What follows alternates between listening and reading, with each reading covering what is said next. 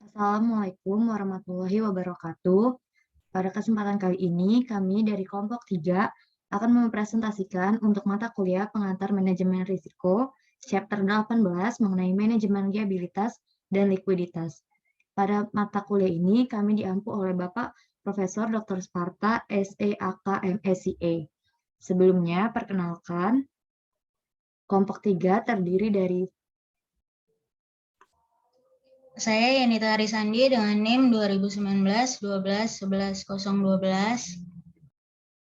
Saya Rosa Virginia Dara Aprili dengan NIM 2019-12-11-02. Saya Wahid Nurhayati dengan NIM 2019-12-11-030. Dan saya Sylvia Novita dengan NIM 2019-12-11-048.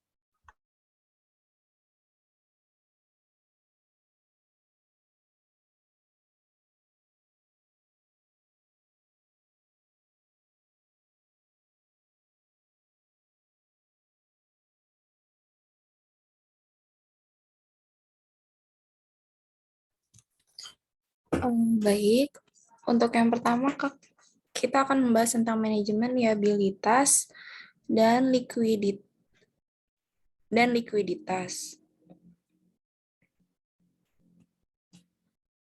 Untuk pengantarnya, lembaga penyimpanan juga perusahaan asuransi jiwa sangat rentan terhadap resiko likuiditas. Fitur penting dari resiko ini adalah bahwa aset lembaga keuangan relatif tidak likuid ketika klaim likuid tiba-tiba ditarik atau tidak diperbarui.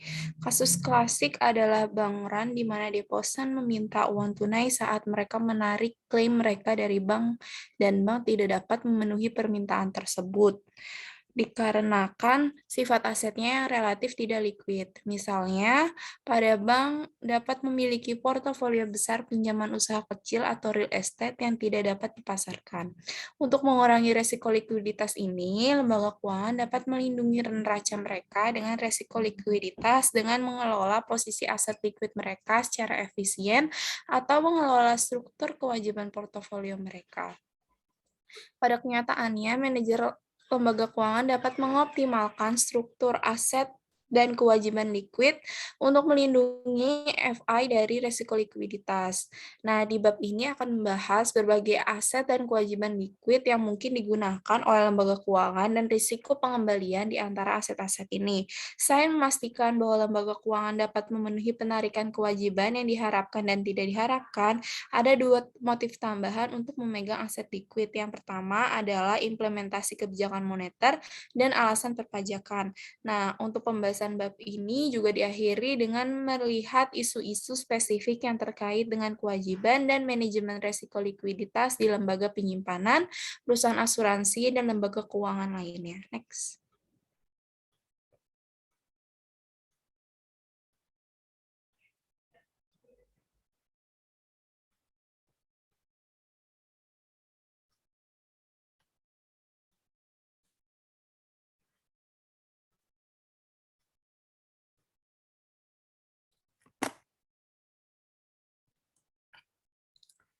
Selanjutnya, untuk pembahasan yang pertama, yaitu manajemen aset cair. Aset likuid dapat diubah menjadi uang tunai dengan cepat dan dengan biaya transaksi rendah dengan sedikit atau tanpa kehilangan nilai pokok. Secara khusus, aset likuid diperdagangkan di pasar aktif, sehingga bahkan transaksi besar dalam aset tersebut tidak menggerakkan harga pasar atau sangat sedikit menggerakkannya. Contohnya, baik dari aset liquid ada T-bills, T-notes, and T-bonds yang baru diterbitkan. Aset liquid utama tentu saja adalah uang tunai. Meskipun jelas bahwa resiko likuiditas lembaga keuangan dapat dikurangi dengan memegang sejumlah besar aset seperti uang tunai, T-bills, dan T-bonds, lembaga keuangan biasanya menghadapi penalti pengembalian atau pendapatan bunga dari melakukan hal ini karena likuiditasnya yang tinggi dan risiko gagal bayar yang rendah. Aset semacam itu seringkali menghasilkan pengembalian rendah yang mencerminkan sifat dasarnya yang bebas risiko. Sebaliknya, aset tidak likuid seringkali harus menjanjikan pengembalian tambahan atau premi risiko likuiditas untuk mengkompensasi lembaga keuangan untuk relatif kurang berkurangnya daya jual dari seringkali resiko gagal bayar yang lebih besar dari instrumen.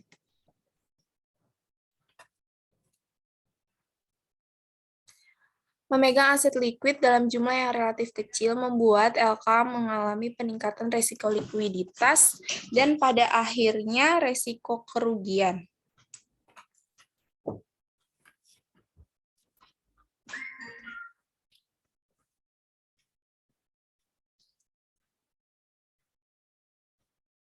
Likuiditas yang berlebihan dapat mengakibatkan ketidakmampuan lembaga keuangan untuk memenuhi pembayaran yang diperlukan atas klaim kewajiban dan yang paling ekstrim dalam kebangkrutan, bahkan dapat menimbulkan efek menular yang berdampak negatif pada lembaga keuangan.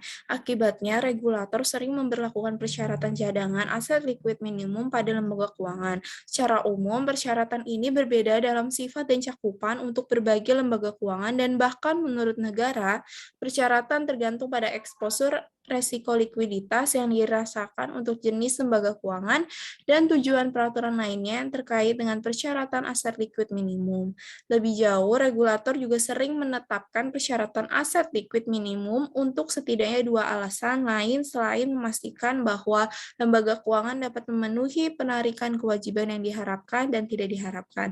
Dua alasan itu adalah implementasi kebijakan moneter dan perpajakan. Selanjutnya, kami akan membahas tentang dua alasan ini. Next.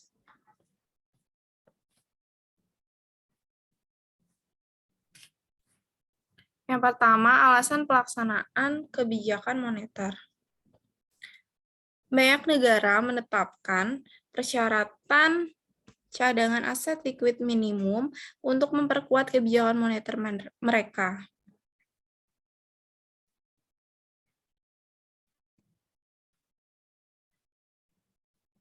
Secara khusus menetapkan rasio minimum aset cadangan likuid terhadap simpanan membatasi kemampuan lembaga penyimpanan atau DPI untuk memperluas pinjaman dan meningkatkan kemampuan bank sentral untuk mengontrol jumlah uang beredar.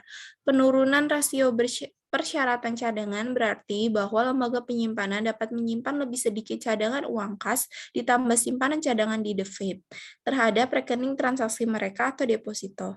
Akibatnya mereka dapat meminjamkan presentasi yang lebih besar dari simpanan mereka sehingga meningkatkan ketersediaan kredit dan dalam perekonomian. Ketika pinjaman baru dikeluarkan dan digunakan untuk membiayai pengeluaran konsumsi dan investasi, sebagian dari dana ini akan dikembalikan ke lembaga penyimpanan sebagai simpanan baru oleh mereka yang menerimanya sebagai imbalan untuk memasok barang konsumsi dan investasi kepada peminjam. Pada gilirannya, setelah dikurangi giro wajib minimum yang sesuai, simpanan baru ini dapat digunakan oleh lembaga peminjam untuk membuat pinjaman tambahan, dan seterusnya. Proses ini berlanjut sampai simpanan dari lembaga penyimpanan tumbuh cukup besar sehingga lembaga penyimpanan rela menahannya di saat ini saldo cadangan pada rasio cadangan yang lebih rendah. Dengan demikian, penurunan giro wajib minimum menghasilkan efek pengganda pada penawaran simpanan lembaga penyimpanan dan dengan demikian jumlah uang beredar.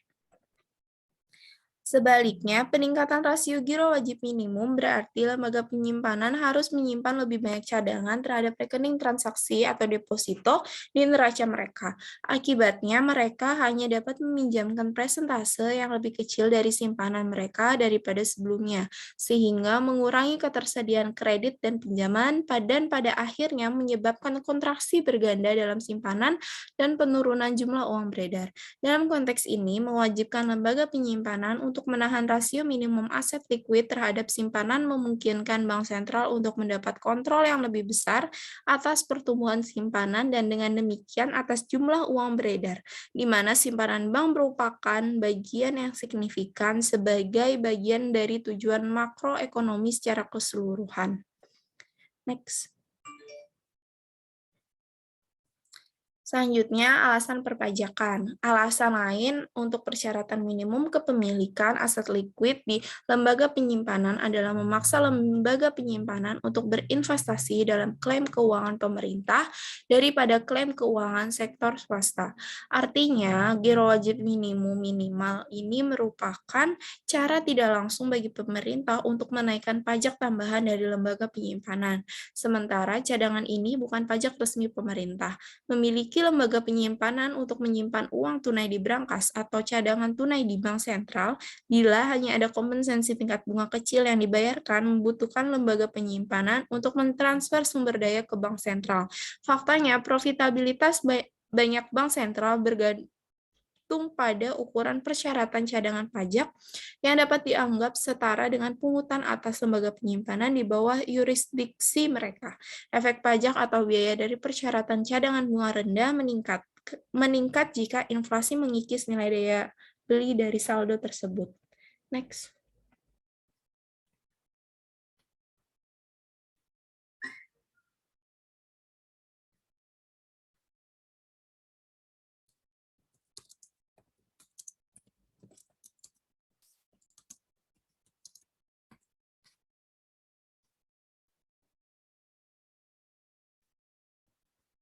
Selanjutnya ada komposisi portofolio aset cair.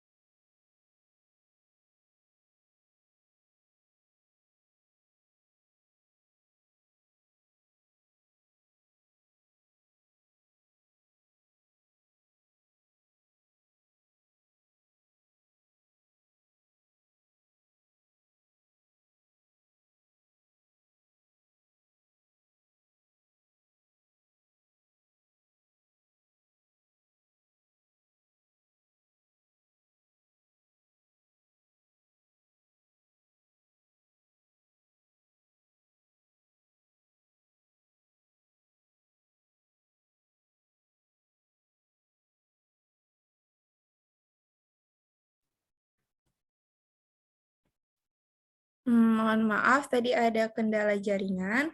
Selanjutnya, komposisi portofolio aset cair.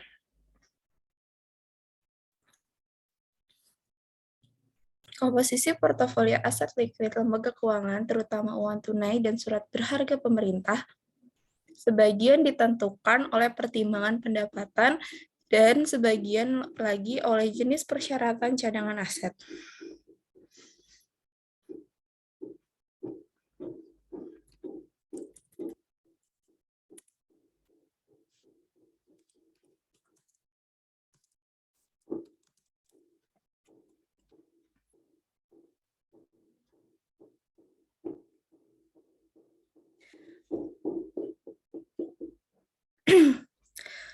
Sebagian lagi oleh jenis persyaratan cadangan aset likuid minimum yang ditetapkan oleh Bank Sentral. Di banyak negara seperti Inggris, rasio cadangan secara historis telah diberlakukan untuk mencakup baik uang tunai dan sekuritas pemerintah yang likuid seperti T-bills. Jadi, aset likuid 20%, rasio persyaratan cadangan membutuhkan lembaga penyimpanan untuk memegang $1 uang tunai ditambah surat berharga pemerintah untuk setiap $5 aset. Banyak negara bagian di Amerika Serikat memberlakukan rasio aset likuid pada perusahaan asuransi jiwa yang membutuhkan uang tunai minimum dan kepemilikan sekuritas pemerintah di neraca mereka. Sebaliknya, persyaratan minimum aset likuid pada lembaga penyimpanan di Amerika Serikat telah berbasis uang tunai dan telah mengecualikan sekuritas pemerintah. Akibatnya, surat berharga pemerintah kurang bermanfaat karena tidak diperhitungkan sebagai bagian dari cadangan yang dimiliki oleh lembaga penyimpanan daripada saat yang sama menghasilkan pengembalian yang dijanjikan lebih rendah daripada pinjaman. Namun demikian, banyak lembaga penyimpanan melihat kepemilikan surat berharga pemerintah sebagai kinerja yang berguna untuk cadangan sekunder atau penyangga fungsi. Pada saat krisis likuiditas, ketika terjadi pengurasan cadangan kas yang signifikan, sekuritas ini dapat diubah menjadi uang tunai dengan cepat dan dengan sedikit kehilangan nilai pokok karena sifat mendalam dari pasar di mana aset ini diperdagangkan. Next. Selanjutnya, ada return risiko trade-off untuk aset likuid. Dalam mengoptimalkan kepemilikan aset likuidnya, lembaga keuangan harus memperdagangkan manfaat kedekatan tunai dengan pengembalian yang lebih rendah. Selain itu, pilihan pengelola adalah salah satunya untuk optimasi terbatas, dalam arti bahwa persyaratan cadangan alat likuid yang diberlakukan oleh regulator menetapkan batas minimum pada tingkat di mana aset cadangan likuid dapat jatuh di neraca. Dengan demikian, FI yang menghadapi sedikit resiko penarikan likuiditas dan hanya memegang sejumlah kecil aset likuid karena alasan kehati-hatian, menemukan bahwa FI terpaksa memegang lebih dari yang optimal secara pribadi sebagai akibat dari pembatasan cadangan minimum yang diberlakukan oleh regulator. Masalah dalam return risiko trade-off untuk aset liquid ini terdapat subbab, yaitu masalah pengelolaan cadangan aset liquid untuk lembaga penyimpanan di Amerika Serikat. Bagian ini membahas risiko pengembalian trade-off dalam menjalankan posisi aset liquid dan kendala yang dikenakan. Pada posisi ini, kami menyajikan contoh terperinci dari manajemen likuiditas di lembaga penyimpanan Amerika Serikat di bawah persyaratan cadangan minimum saat ini yang diberlakukan oleh Federal Reserve. Namun, banyak dari masalah dan trade-off yang mudah digeneralisasi untuk setiap lembaga penyimpanan yang menghadapi risiko penarikan kewajiban dalam kondisi di mana regulator memberlakukan rasio persyaratan cadangan aset likuid minimum. Isu-isu yang terlibat dalam pengelolaan yang optimal dari portofolio aset likuid diilustrasikan oleh masalah yang dihadapi oleh manajer meja uang yang bertanggung jawab atas posisi cadangan lembaga penyimpanan di Amerika Serikat. Dalam konteks regulasi, kami berkonsentrasi pada pengelolaan lembaga penyimpanan atasnya cadangan kas, didefinisikan sebagai uang kas, mata uang, dan koin yang digunakan untuk memenuhi penarikan deposit. Next. Sebelum masuk ke contoh 18.1, Di sini saya akan menjelaskan tentang akun transaksi atau transaksi akun. Setoran yang mengizinkan pemegang akun untuk membuat banyak penarikan, termasuk semua simpanan di mana pemegang rekening dapat melakukan penarikan dengan instrumen yang dapat dinegosiasikan atau dipindah tangankan dan dapat melakukan lebih dari 3 bulan, telepon, atau transfer dana yang telah diotorisasi sebelumnya untuk tujuan melakukan pembayaran kepada pihak ketiga, yaitu giro, rekening, dan rekening draft saham yang ditawarkan oleh serikat kredit. Saldo rekening transaksi dikurangi dengan saldo giro yang jatuh tempo dari lembaga penyimpanan membeli layanan dari lembaga tersebut sebagai pengumpulan cek, pemrosesan cek, dan perdagangan dana Fed Fund. Dan item dalam proses penagihan atau cek yang ditulis terhadap rekening di lembaga lain yang telah disimpan di bank, kredit diberikan kepada penyimpan cek. Ini hanya setelah mereka jelas dalam transaksinya. Untuk menghitung jumlah target cadangan dan untuk menentukan apakah lembaga penyimpanan memegang cadangan terlalu banyak atau terlalu sedikit, manajer cadangan lembaga penyimpanan memerlukan 2 informasi tambahan. Yang pertama sama periode berapa deposito, dan yang kedua untuk periode atau periode apa lembaga penyimpanan harus mempertahankan giro wajib minimum target yang baru dihitung. Contoh 18.1 ini contoh perhitungan rata-rata harian untuk diperlukannya cadangan. Pertimbangan manajer cadangan Bank ABC yang ingin menilai target persyaratan cadangan kas minimum bank, manajer mengetahui saldo rekening transaksi bersih pada penutupan hari perbankan pada masing-masing 14 hari selama periode 30 Juni sampai Senin 13 Juli. Tentu saja pada kenyataannya manajer mengetahui posisi setoran ini dengan pasti. Hanya pada akhir periode 2 minggu, pertimbangan realisasi posisi rekening transaksi bersih di Bank ABC pada tabel 18-1. Cadangan rata-rata harian ini dihitung dengan mengambil rata-rata 14 hari dari rekening transaksi bersih. Meskipun lembaga penyimpanan ditutup selama 4 dari 14 hari, 2 hari itu Sabtu dan 2 hari Minggu, secara efektif angka setoran hari Jumat dihitung 3 kali dibanding dengan hari-hari lain dalam minggu kerja.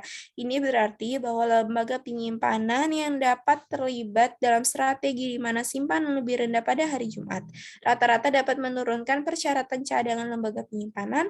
Ini mungkin penting jika pemilikan cadangan aset likuid yang diperlukan berada di atas tingkat optimal dari perspektif lembaga penyimpanan untuk menangani pengurasan likuiditas karena penarikan simpanan yang diharapkan dan tidak terduga. Salah satu strategi yang digunakan adalah untuk mengirim simpanan ke luar negeri, yaitu mentransfernya ke anak perusahaan asing pada hari Jumat. Ketika pengurangan simpanan secara efektif diperhitungkan 3/14 dari periode 2 minggu dan untuk mengembalikannya pada hari Senin berikutnya. Ketika peningkatannya dihitung hanya 1/14 dari periode 2 minggu. Tindakan ini secara efektif mengurangi rata-rata giro pada neraca lembaga penyimpanan selama periode 14 hari dengan 2/14 kali jumlah yang dikirim ke luar negeri dan dengan demikian mengurangi jumlah cadangan yang perlu disimpan. Analisis menyebut ini sebagai permainan akhir pekan. Next. Nah, selanjutnya di sini disajikan tabel 18-1 juga, yaitu tentang rekening transaksi bersih dan saldo kas vault bank ABC dalam jutaan dolar selama 14 hari, dari Selasa 30 Juni sampai Senin 13 Juli. Nah, strategi kedua bagi lembaga penyimpanan untuk menawarkan kepada nasabahnya atau itu disebut rekening sapuan, di mana giro dengan rasio cadangan yang tinggi secara otomatis ditransfer atau disapu dari rekening nasabah pada hari Jumat ke rekening tabungan dengan bunga lebih tinggi pada hari Senin, atau dalam banyak kasus ketika deposan membutuhkan dana di rekening gironya, dana ini disapu kembali. Hasil yang efektif adalah ketika saldo rata-rata yang lebih rendah dalam rekening giro lembaga penyimpanan dan dengan demikian menurunkan kepemilikan cadangan wajib di Federal Reserve. Perhatikan bahwa angka 127,383 dolar juta adalah Target cadangan minimum. Manajer lembaga penyimpanan dapat menyimpan kelebihan cadangan kas di atas tingkat minimum ini jika tingkat optimal pribadi atau tingkat kehati-hatian untuk lembaga penyimpanan melebihi tingkat minimum yang ditentukan oleh peraturan karena lembaga penyimpanan ini sangat rentan terhadap risiko penarikan simpanan.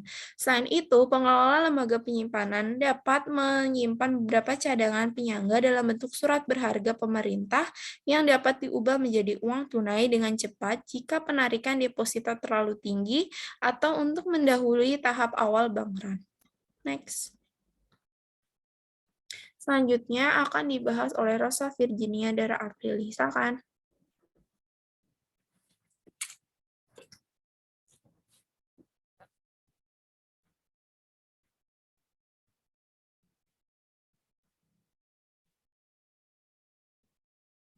Selanjutnya masuk ke dalam periode pemeliharaan.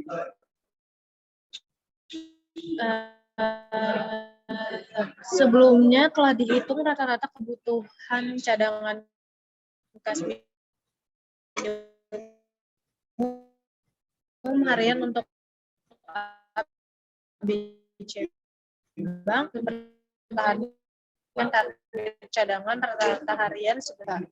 Cadangan dapat disimpan baik secara uang tunai atau sebagai simpanan yang dipegang Federal Reserve. Selama periode perhitungan cadangan dikurangkan dari cadangan yang diperlukan lembaga untuk menentukan saldo cadangan yang harus dipertahankan di Federal Reserve.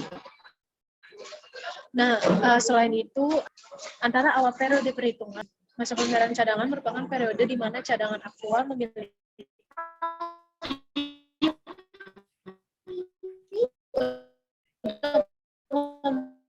memenuhi atau melampaui cadangan.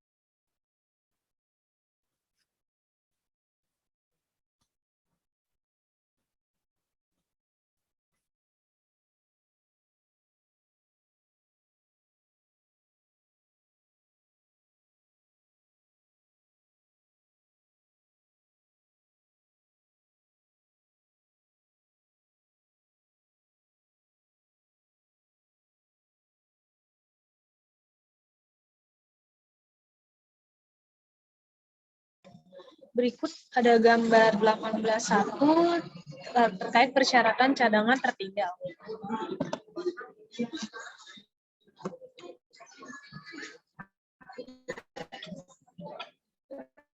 Next.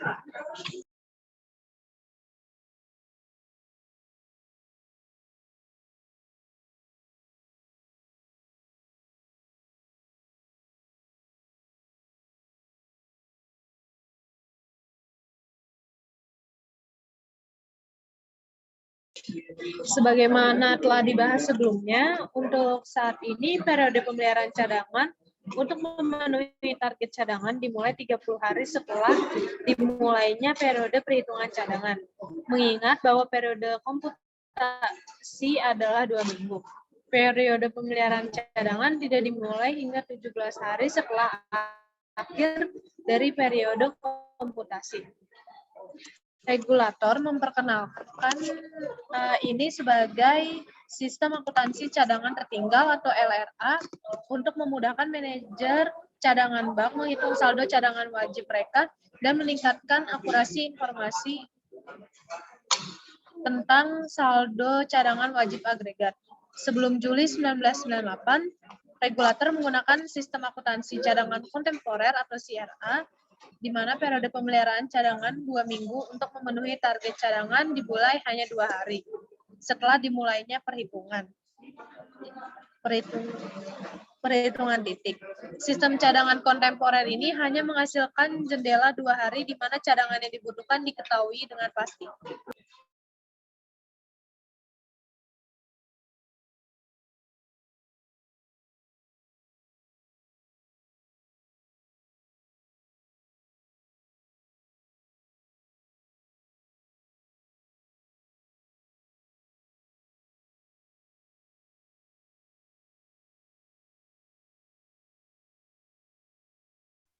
Next.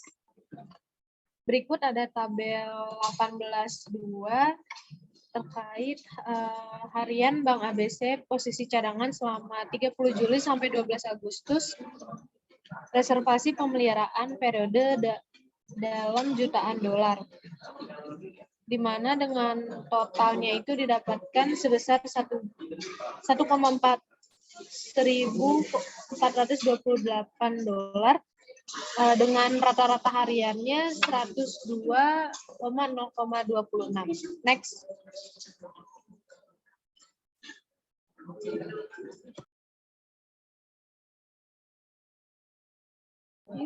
Selanjutnya masuk ke dalam undershooting atau overshooting target cadangan. Yang pertama undershooting.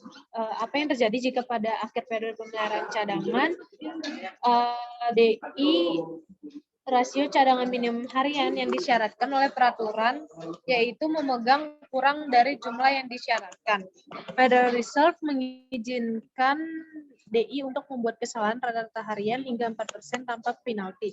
Jadi jika DI adalah 4% merah pada target cadangannya ke 4% dikali 127,383 juta, maka didapatkan 5.095 juta. Harus dikompensasikan dalam periode pemeliharaan cadangan 2 minggu berikutnya yang berlangsung dari 13 Agustus hingga 26 Agustus. Ketika DI mengalami defisit dalam cadangan yang dibutuhkan dalam periode 2 minggu tertentu, itu harus menahan jumlah surplus cadangan dalam periode 2 minggu berikutnya.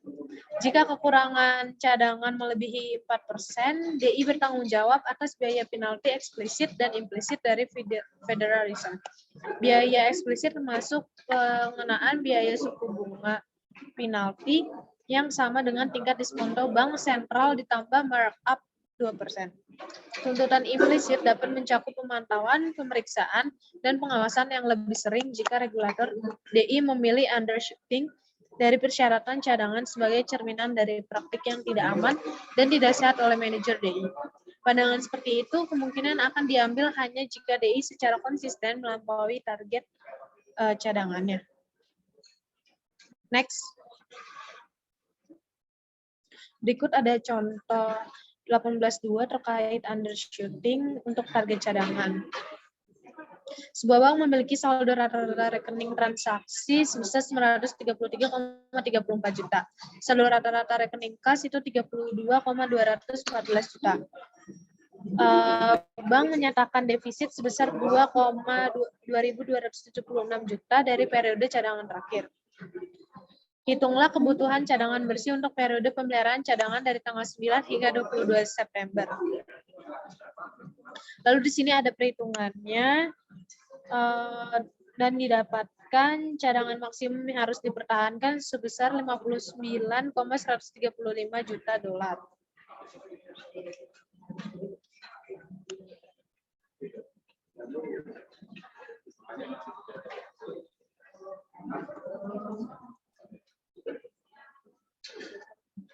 Dalam undershooting target, manajer HDI harus mempertimbangkan biaya eksplisit dan implisit dari undershooting terhadap potensi manfaat.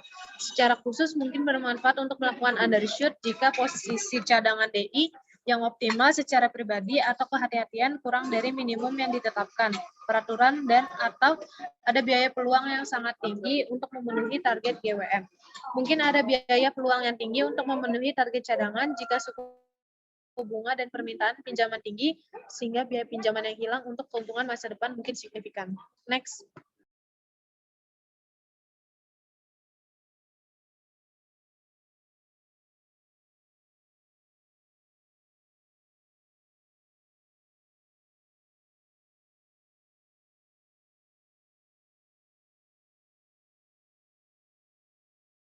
Next. Selanjutnya masuk ke dalam overshoot. Biaya dari melampaui batas atau overshoot atau memegang cadangan kas melebihi tingkat minimum yang dipersyaratkan. Tergantung pada apakah DI memandang tingkat kehati-hatian cadangannya untuk memenuhi penarikan simpanan yang diharapkan dan tidak diharapkan lebih tinggi atau lebih rendah dari persyaratan cadangan minimum yang ditetapkan oleh peraturan. Jika cadangan minimumnya dipersyaratkan lebih tinggi dari jumlah yang dianggap optimal oleh manajer, 4% kelebihan cadangan pertama dapat dibawa ke periode cadangan berikutnya. Federal Reserve mengizinkan jumlah ini diperhitungkan untuk memenuhi persyaratan cadangan dalam periode pemeliharaan 2 minggu berikutnya. Setelah itu, setiap cadangan yang disimpan di atas minimum yang dipersyaratkan ditambah 4% untuk merupakan hambatan pada pendapatan DI karena setiap dolar yang disimpan sebagai cadangan berlebih, baik dalam bentuk tunai atau deposito di bank sentral, menghasilkan sedikit bunga dan bisa saja dipinjamkan pada tingkat pinjaman DI yang lainnya, dan sebaliknya. Sementara berapa kelebihan cadangan mungkin disimpan dalam bentuk tunai yang sangat liquid atau tidak berbunga, setidaknya sebagian dari setiap kelebihan posisi cadangan mungkin disimpan dalam aset penyangga seperti surat berharga jangka pendek atau surat utang negara yang menghasilkan bunga tetapi tidak cukup untuk sebagai uang tunai.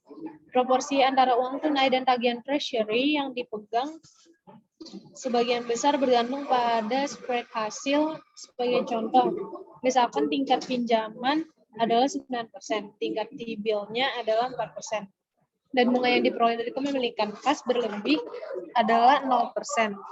Biaya peluang pengembalian yang hilang ke DI dari menahan kelebihan cadangan dalam bentuk tunai untuk T-bill adalah perhitungannya opportunity cost cash sama dengan 9% dikurangi 0%, maka didapatkan 9%, dan untuk opportunity cost T-bills itu 9% dikurangi 4%, maka didapatkan 5%.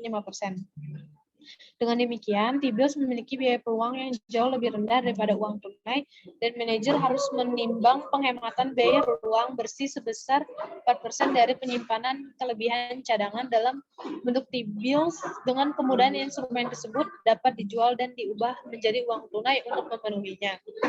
Penarikan kewajiban atau krisis likuiditas. Next. Selanjutnya di sini ada tabel 18.3 terkait cadangan dan kelebihan cadangan lembaga penyimpanan AS dalam jutaan dolar. Pada tabel ini menunjukkan kelebihan cadangan kas DI AS antara tahun 1990 dan Juli 2015 karena biaya peluangnya kelebihan cadangan umumnya disimpan pada tingkat yang sangat rendah. Jumlah tersebut sebesar 4,34% dari cadangan pada Agustus 2008. Dapat diperhatikan pada tabel berikut yang sangat besar pada kelebihan cadangan pada bulan November 2008 dan Agustus 2009. Federal Reserve menetapkan suku bunga dana Fed Fund pada tingkat yang diyakini akan mendorong kondisi keuangan dan moneter yang konsisten dengan pencapaian tujuan kebijakan moneternya, dan menyesuaikan target itu sejalan dengan perkembangan ekonomi yang berkembang. Pada bulan September 2008, Federal Reserve menerapkan beberapa langkah untuk menyediakan likuiditas ke pasar keuangan.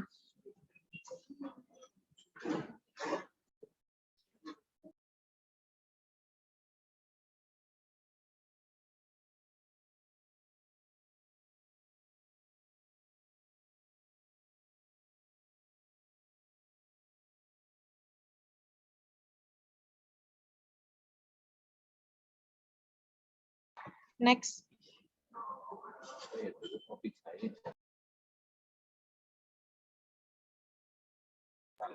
Selanjutnya kita lanjut ke dalam mengelola aset liquid selain uang tunai.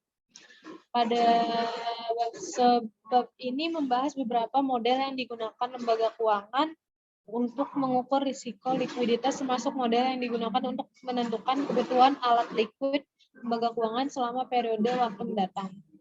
Persyaratan cadangan menetapkan tingkat minimum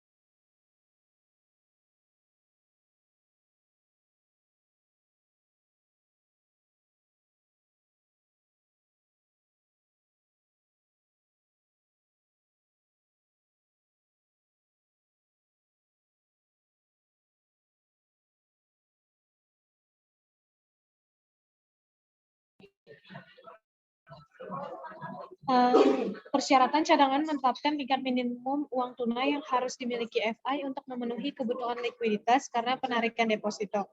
Namun, karena uang tunai adalah aset yang tidak menghasilkan, lembaga keuangan akan menahan uang tunai sesedikit mungkin untuk memenuhi kebutuhan aset likuidnya. Aset likuid yang tersisa umumnya disimpan dalam portofolio keamanan FI, misalnya memegang tagihan treasury. Next.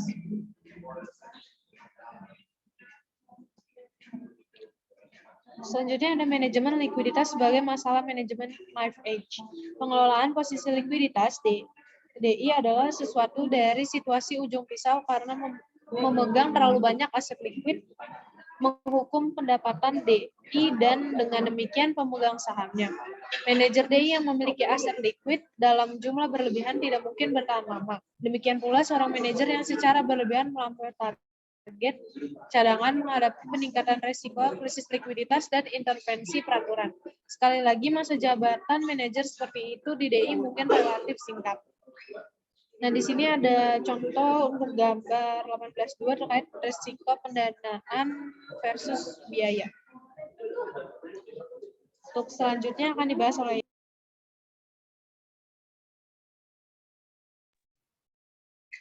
Terima kasih Ocha atas pembahasannya. Selanjutnya kita akan membahas tentang manajemen tanggung jawab, di mana di sini likuiditas dan manajemen kewajiban itu terkait erat. Nah, salah satu aspek pengendalian risiko likuiditas itu adalah dengan menjaga suatu tingkatan dengan kehati-hatian agar alatnya liquid. Nah, aspek lainnya adalah pengelolaan struktur kewajiban DI untuk mengurangi kebutuhan alat liquid dalam jumlah besar untuk memenuhi penarikan kewajiban. Namun, penggunaan dana yang dibeli secara berlebihan dalam struktur kewajiban dapat mengakibatkan krisis likuiditas jika investor tersebut kehilangan kepercayaan pada DI-nya dan menolak untuk melanjutkan dana tersebut. Nah, sebagaimana yang sudah dibahas di bab 17, peningkatan teknologi dan permintaan untuk efisiensi dan fleksibilitas dalam transaksi keuangan itu akan menambah suatu grosir dan eceran yang akan menurunkan biaya dari penyimpanan dan mengubah cara lembaga keuangan untuk mengelola resiko dari likuiditasnya. Layanan berorientasi teknologi, contohnya itu seperti perbankan, itu akan menghubungkan mobile banking, itu akan menghubungkan pelanggan ke rekening deposito, serta pialang mereka melalui komputer pribadi dan perangkat selulernya. Nah, teknologi ini juga menyediakan layanan seperti perdagangan sekuritas elektronik dan pembayaran tagihan. Dengan demikian, nantinya debit cek penggajian yang telah diotorisasi sebelumnya akan membuat uang tunai masuk ke dalam rekening simpanan lembaga keuangan yang akan lebih cepat dan lebih dapat diprediksi. Masuk ke dalam resiko dan biaya pendanaan. Dalam membangun portofolio kewajiban berbiaya rendah dan beresiko penarikan rendah lebih sulit daripada kedengarannya. Nah, hal ini benar karena kewajiban tersebut atau sumber dana dari DI yang paling rentan terhadap resiko suatu penarikan itu seringkali merupakan yang paling murah bagi DI-nya. Nah, di sini artinya itu DI harus menukar suatu keuntungan dari menarik kewajiban dengan biaya pendanaan yang lebih rendah dengan kemungkinan penarikan yang tinggi terhadap kewajiban dengan biaya pendanaan yang tinggi dan likuiditas yang rendah. Misalnya itu giro merupakan sarana pendanaan yang relatif rendah untuk DI tetapi dapat ditarik tanpa pemberitahuan. Nah, sebaliknya sertifikat deposito berjangka waktu 5 tahun atau berjangka waktu panjang itu mungkin memiliki biaya pendanaan yang relatif tinggi. Nah, tetapi dapat ditarik sebelum jatuh tempo 5 tahun hanya setelah pemegang deposito itu membayar denda terhadap tingkat bunga yang besar. Nah, dengan demikian dalam menyusun suatu kewajiban atau suatu pendanaan, sisi neraca manajer DI itu menghadapi trade-off di sepanjang garis yang disarankan pada gambar 18-2 ini. Artinya, biaya pendanaan umumnya itu berbanding terbalik dengan periode waktu kewajiban, kemungkinan akan tetapi berada di neraca DI, yaitu resiko pendanaannya. Nah, meskipun kita telah membahas resiko pendanaan dari lembaga penyimpanan, lembaga keuangan itu akan menghadapi trade-off yang sama. Misalkan itu bank investasi itu dapat membiayai melalui dana perjanjian pembelian kembali dan melalui deposito perantara atau sumber jangka panjang seperti wesel dan obligasi.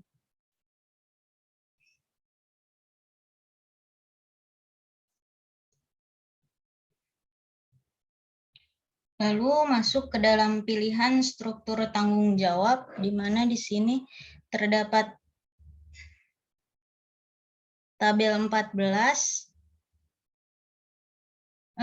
Bagian ini itu mempertimbangkan secara lebih rinci tentang karakteristik resiko penarikan atau pendanaan dan biaya pendanaan dari kewajiban utama yang tersedia bagi manajer DI modern. Nah, tabel 18-4 ini mencantumkan jumlah dan distribusi bulan Maret di tahun 2015 dari kategori kewajiban utama untuk dua bank, yaitu Bank of America dan Bank of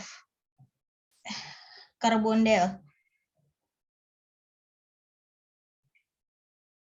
Lalu di sini ada resiko penarikan, di mana giro yang diterbitkan oleh DI itu memiliki suatu tingkat resiko penarikan yang terbilang tinggi. Nah, penarikan ini dapat terjadi seketika dan sebagian besar itu diharapkan oleh manajer DI seperti penarikan tunai sebelum akhir pekan atau tidak terduga seperti yang terjadi selama situasi krisis ekonomi. Nah, Bank of America itu menarik 12,4% dari simpanan pinjaman lainnya dari giro. Masuk ke dalam biaya, di mana di Amerika Serikat itu giro itu tidak membayar bunga eksplisit sejak tahun 1930-an secara hukumnya. Nah, namun mulai Juli di tahun 2011, larangan federal terhadap pembayaran bunga atas giro itu telah dicabut. Nah, dengan demikian DI sekarang diperbolehkan, tetapi tidak diperlukan untuk menawarkan giro berbunga. Nah, di sini terdapat contoh perhitungan rata-rata implisit suku bunga, di mana di sini dimisalkan DI itu membayar 15 sen untuk menghapus cek, tetapi membebankan biaya hanya 10 sen per cek yang dibersihkan. Nah, pelanggan menerima subsidi 5% per cek. Nah, kita dapat menghitung hasil implisit tersebut dengan menghitung rata-rata implisit tingkat bunganya, yaitu di sini rata-rata manajemen DI itu diambil dengan biaya rata-rata yang diperoleh. Lalu dibagi dengan ukuran akun tahun rata-rata. Nah, di sini kita dapat hasilnya itu 4,1%. Selanjutnya, di sini ada rekening giro berbunga. Lalu ada resiko penarikan, di mana sejak tahun 1980, bank-bank di Amerika Serikat itu telah menawarkan simpanan yang dapat diperiksa, yang membayar bunga dan dapat ditarik sesuai permintaannya. Nah, mereka ini disebut dengan urutan penarikan akun yang dapat dinegosiasikan pada waktu saat itu juga. Nah, perbedaan utama antara instrumen dan giro tradisional adalah instrumen ini itu mengharuskan deposannya itu untuk menjaga saldo akun minimum untuk mendapatkan bunganya. Masuk ke dalam biaya di rekening giro berbunga.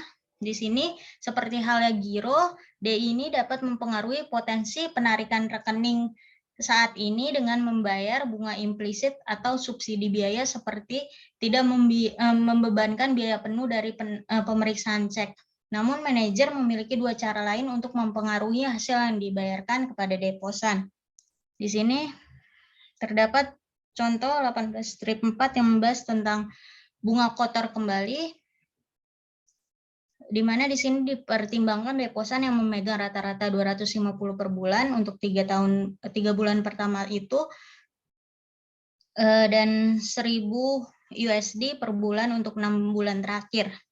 Nah, akunnya itu membayar 5% per tahunnya dengan saldo minimum 500. Nah, dapat kita hitung pengembalian bunga kotornya itu bunga implisit ditambah bunga implisit. Hasil yang didapat itu 61,25 USD. Nah, untuk pengembalian kotornya di sini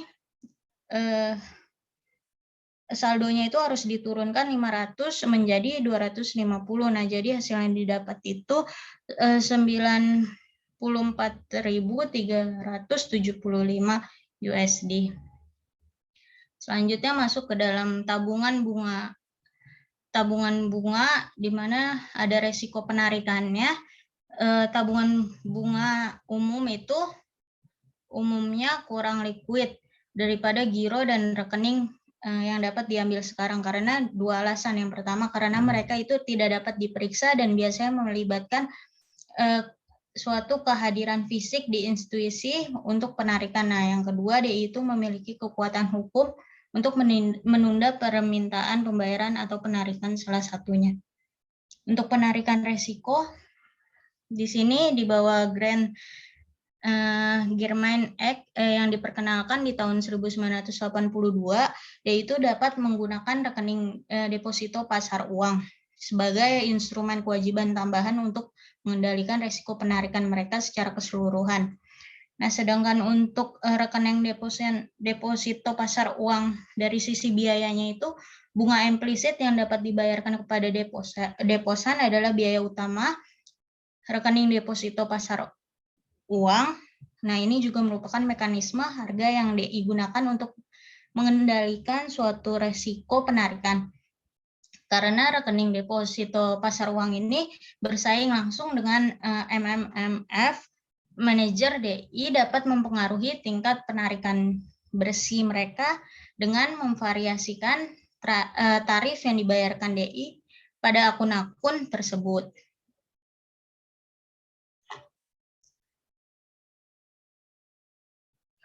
Untuk yang terakhir ini ada deposito berjangka retail, di mana risiko penarikannya itu CD retail deposito berjangka dengan nilai nominal di bawah 100 USD dengan desain kontrak deposito berjangka dan sertifikat deposito retaility ini akan mengurangi risiko penarikan kepada penerbitnya.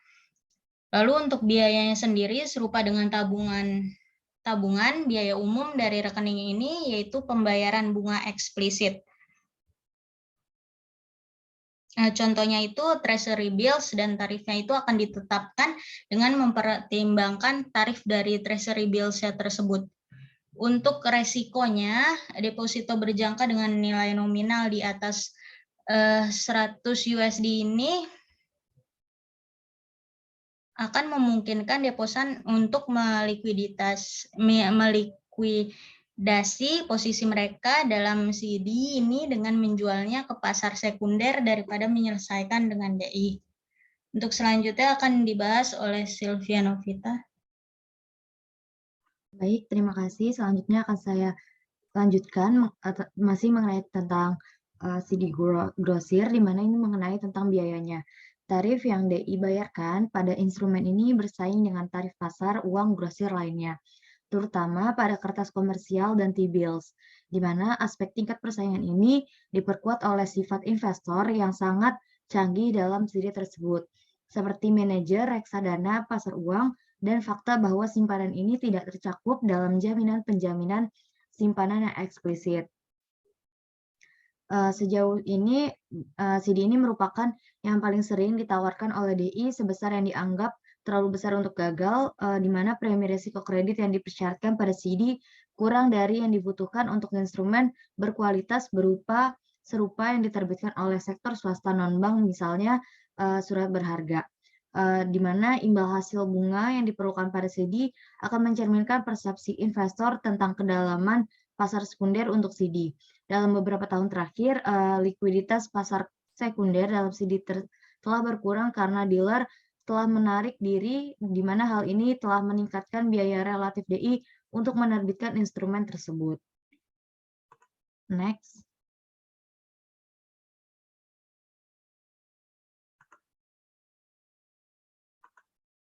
Berikutnya mengenai dana federal dari sisi resiko penarikannya. Semua kewajiban seperti kita tahu ini merupakan sebuah deposito yang mencerminkan kontrak deposito yang diterbitkan oleh DI dengan imbalan uang tunai. Namun DI tidak hanya mendanai aset, di mana mereka dengan menerbitkan deposito tetapi juga dapat meminjam di berbagai pasar untuk dana yang dibeli. Karena dana yang dihasilkan dari pembelian ini adalah dana pinjaman, bukan deposito, maka mereka tidak tunduk pada persyaratan cadangan seperti pada rekening giro dan NOW, di mana atau ini merupakan suatu pembayaran premi asuransi deposito ke FDIC. Next.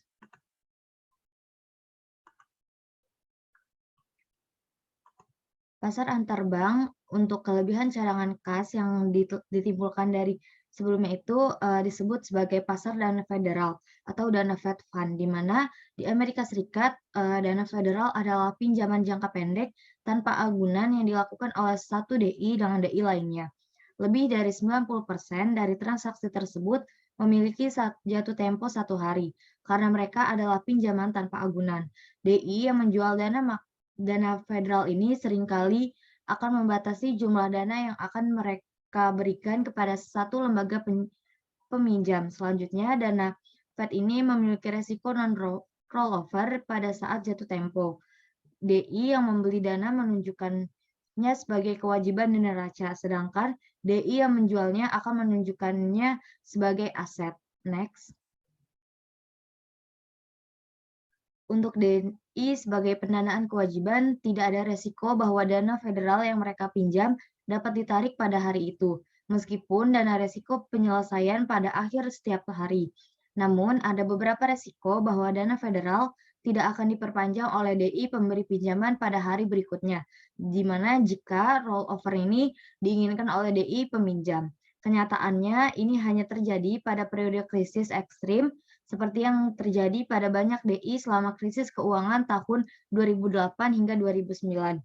Namun dengan demikian, karena dana federal biasanya memberlakukan batas bilateral, dana federal adalah pinjaman tanpa agunan, lembaga yang menjual dana federal biasanya akan memberlakukan batas bilateral maksimum atau batas kredit pada lembaga peminjam. Next.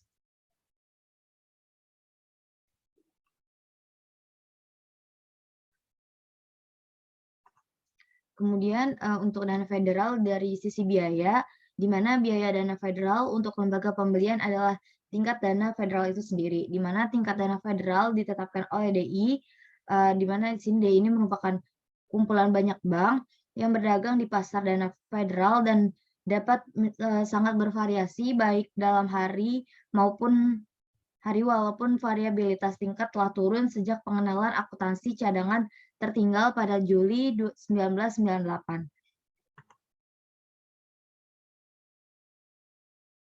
Next.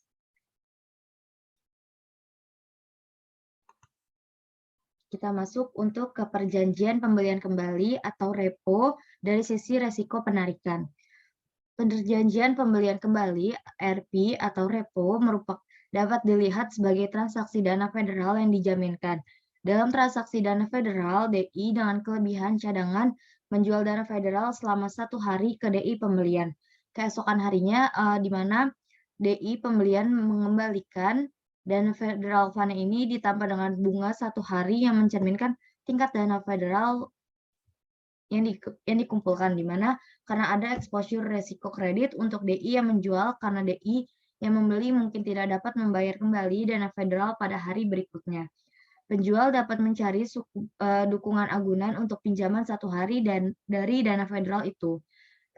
Dalam transaksi RP atau repo, DI penjual dana akan menerima jaminan atas asun dari DI pembelian dana. Artinya, DI yang membeli dana untuk sementara menukar surat berharga dengan uang tunai.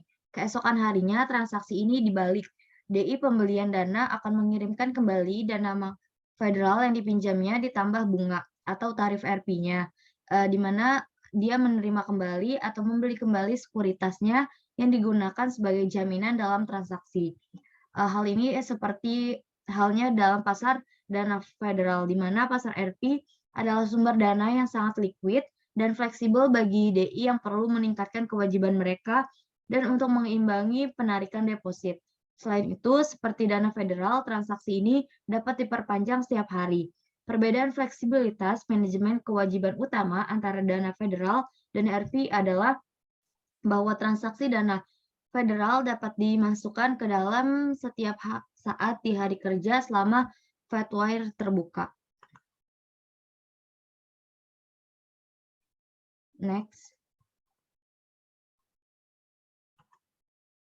Perjanjian pembelian kembali RP dari sisi biaya dan pinjaman lainnya.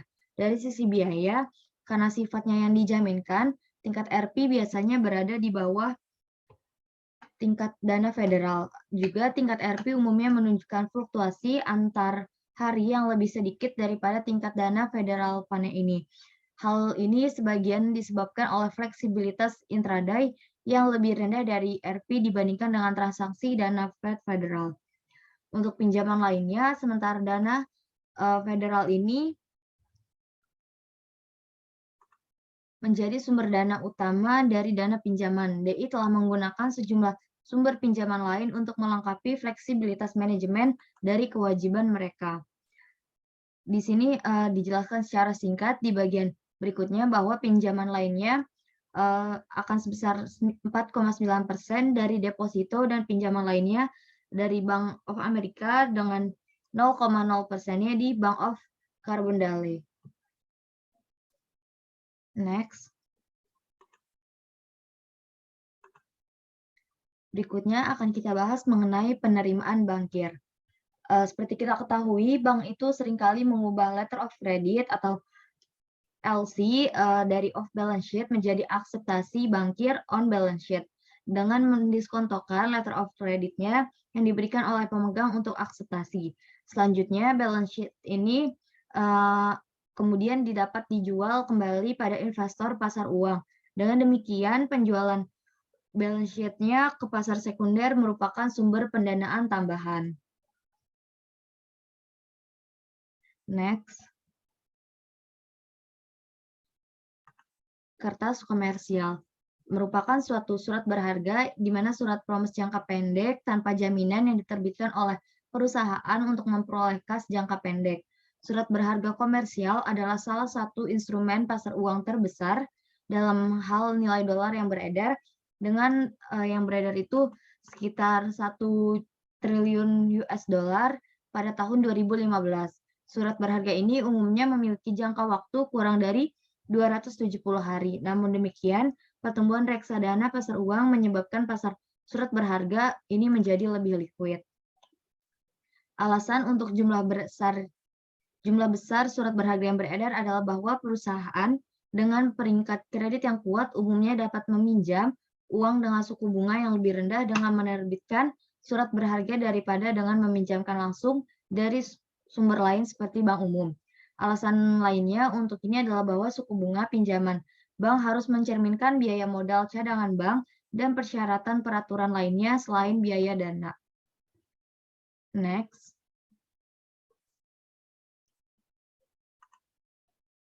Berikutnya dari sisi berikutnya mengenai catatan jangka menengah serta diskon pinjaman jendela atau loans window, di mana sejumlah DI yang mencari sumber dana yang lebih stabil dengan resiko penarikan rendah mulai menerbitkan surat utang jangka menengah, seringkali dalam kisaran 5 hingga 7 tahun. Catatan ini juga menarik karena tidak tunduk pada persyaratan cadangan atau premi asuransi simpanan. Kemudian untuk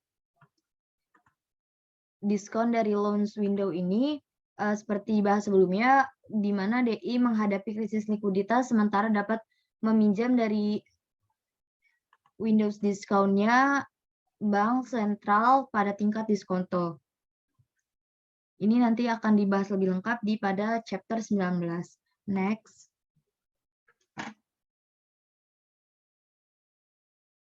Berikutnya mengenai struktur likuiditas dan kewajiban untuk lembaga penyimpanan di Amerika Serikat.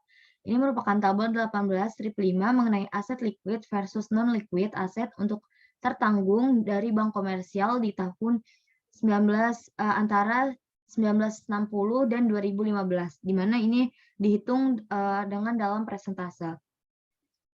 Tabel 18 strip 5 ini menunjukkan komposisi aset liquid dengan aset tidak liquid dari tertanggung bank-bank pada AS pada Maret 2015 versus 1960. Di sini menggunakan tahun 1960 sebagai tahun patokan, sejak tahun berikutnya 1961 secara luas dipandang sebagai tanggal ketika bank pertama kali mulai secara aktif mengelola kewajiban mereka, di mana ini dengan inovasi CD Grosir Citibank.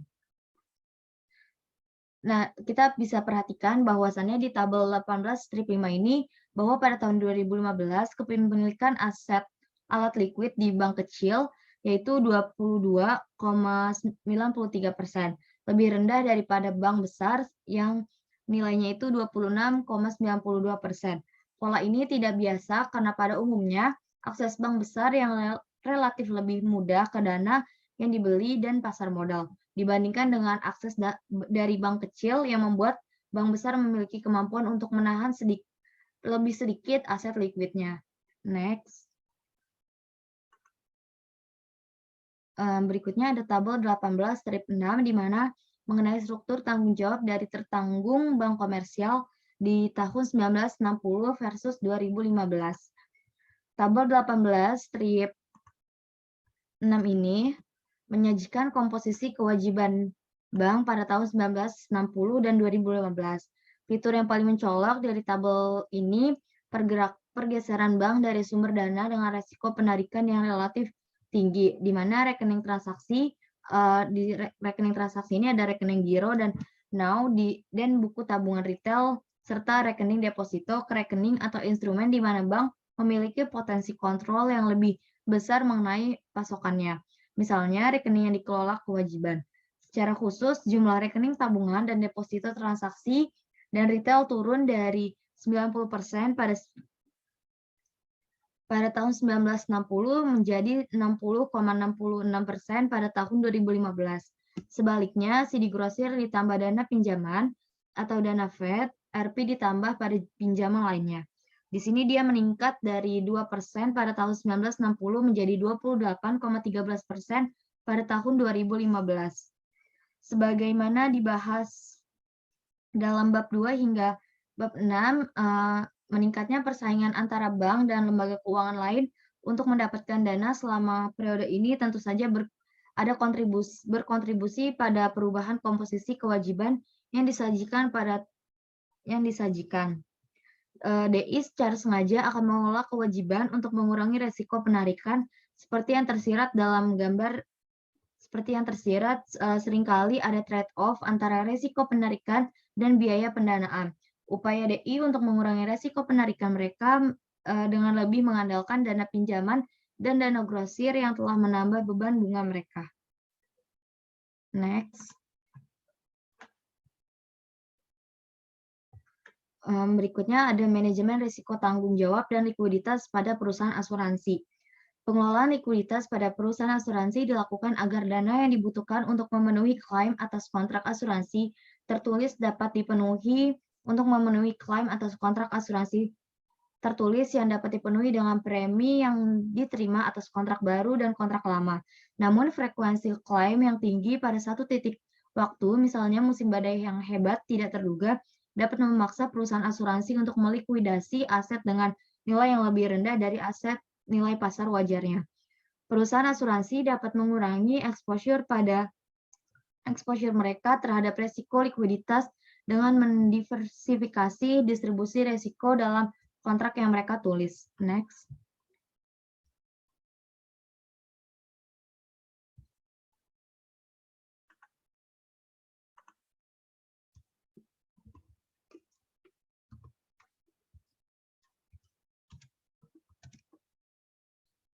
Next.